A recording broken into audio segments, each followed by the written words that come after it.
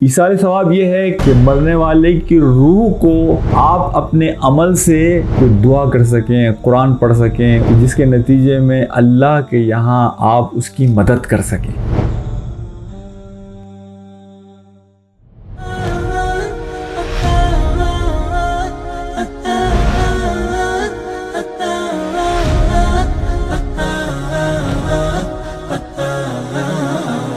میرے انتہائی قابل احترام بھائیوں، بہنوں، دوستوں اور ساتھیوں، میں آج ایک ایسے موضوع پر آپ سے گفتگو کرنا چاہتا ہوں کہ جو اکثر ہماری محفلوں میں جس کا ذکر ہوتا ہے، اور وہ ہے ایصال ثواب۔ ایصال ثواب یہ ہے کہ آپ مرنے والے شخص کے لیے کیا کر سکتے ہیں۔ اللہ تعالیٰ کے حضور آپ کوئی دعا کر سکیں، قرآن پڑھ سکیں، اس کے بہاف پر اس کی جانب سے کوئی چیز ایسی کر سکیں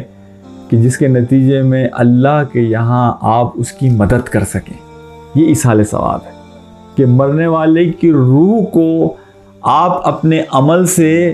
کوئی فائدہ پہنچا سکیں۔ اس سلسلے میں ہمارے یہاں بڑی غلط فہمیاں لوگوں میں موجود ہیں۔ میں اس سلسلے میں سب سے پہلی بات تو یہ کروں گا کہ چند چیزوں کو ذہن میں رکھیے۔ سب سے بنیادی چیز یہ ہے کہ ایصال ثواب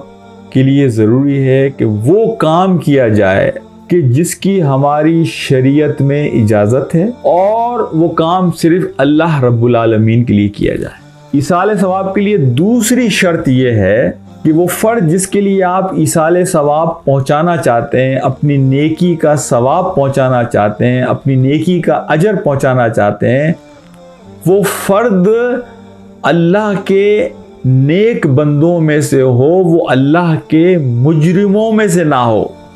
وہ اللہ کے قیدیوں میں سے نہ ہو۔ اور اس کی تیسری چیز یہ ذہن میں رکھیے کہ انسان کسی کو ثواب تو پہنچا سکتا ہے، لیکن کسی کے کیے ہوئے گناہ کا عذاب نہیں پہنچا سکتا۔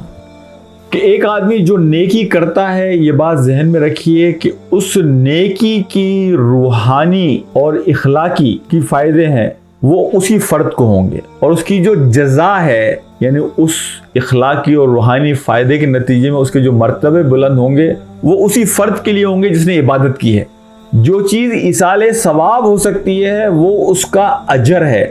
وہ انعام جو اللہ سبحانہ و تعالیٰ اس نیک کام کے نتیجے میں اس فرد کو دے گا، وہ فرد اس نیک کام کے نتیجے میں جو اجر انعام مل رہا ہے